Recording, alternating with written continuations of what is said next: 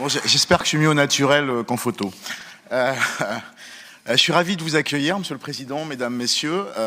Donc, je suis maire de Jonzac depuis un peu plus d'un an, vice-président du conseil départemental en charge de l'international. Ça fait du bien de voir une salle remplie comme celle-ci. Ça fait quelque temps que ça ne nous est pas arrivé au niveau du centre des congrès. On a demain l'Assemblée générale de la Ligue de basket Nouvelle-Aquitaine. Et voilà, ça veut dire que les congrès reprennent et le business reprend aussi. On est très attaché sur cette ville au business, puisque la ville est gérée et la communauté sont gérées comme une entreprise. On crée des richesses et avec ces richesses, ça nous permet d'en acquérir d'autres. Donc, Jonzac est une ville de 3500 habitants, avec un château du XIIIe siècle. Nous sommes également la 7e station thermale française, juste derrière Rochefort, donc avec 17 000 curistes. Le thermalisme, en fait, sur la Haute-Saintonge, ça représente à peu près 80 millions d'euros économiquement, donc c'est pas rien. La ville vient de faire un 3e forage géothermal qui va permettre, en fait, d'assurer le développement des thermes. Potentiellement, on peut passer de 17 000 curistes à 34 000. Bon, l'objectif, c'est de passer rapidement à 25 000. Donc voilà, c'est une force, en fait, pour le territoire. On est vraiment sur un site économico-touristique, voilà, où on reçoit beaucoup de partenaires, beaucoup de vacanciers, de touristes, de curistes. Et évidemment, comme on est station thermale au niveau de la ville, on a également un casino qui est géré par un privé, Monsieur Arévian, qui a 9 casinos, un casino en Bretagne, la Dax également, et puis celui de Jonzac. Au niveau de la communauté, nous sommes une des plus grandes communautés de communes de France, avec 129 communes pour 70 000 habitants.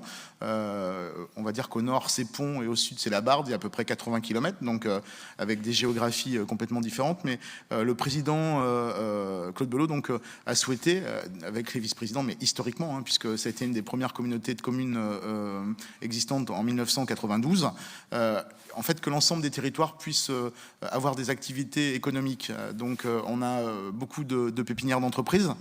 L'idée, voilà, c'est d'accueillir des nouvelles entreprises, de les aider avec des loyers qui sont très abordables. Et l'idée, c'est qu'au bout de 2 ou 3 ans, en fait, ces entreprises puissent construire un bâtiment. Donc, on les aide. On a un service économique qui est très dynamique. Donc, voilà, c'est tout le temps valoriser l'économie. Aujourd'hui, sur la communauté, on a à peu près 30% des besoins énergétiques électriques qui sont faits par ou bien par des panneaux photovoltaïques ou bien par des ombrières.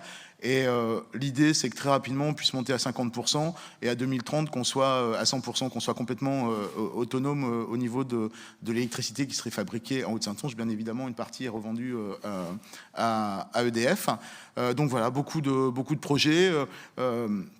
On a à Jonzac également, alors on l'appelait aérodrome, mais maintenant on l'appelle Jonzac Airport, une pépinière d'entreprise dédiée à l'aéronautique, voilà, où il y a maintenant 4 entreprises qui sont installées. Puis après, je crois que le rôle des élus, enfin moi c'est mon rôle, c'est d'être un commercial, d'être un ambassadeur en fait de sa ville, de son territoire, et de donner envie à des entreprises de venir s'installer. Voilà. En tout cas, on est très heureux de vous recevoir. J'espère que vous allez faire de bons travaux. Je fais un salut amical à des locaux. Alors Dominique Isidore, à qui je vais passer la parole tout à l'heure, puisqu'il y a un dépôt aux IAC. J'ai aperçu Johan Landreau pour Léoville, que je connais depuis très longtemps. Et puis au niveau des GIA, je crois qu'il y a Gaëtan Botin qui est là, donc je lui fais également un petit salut. Donc je vous souhaite une très belle journée.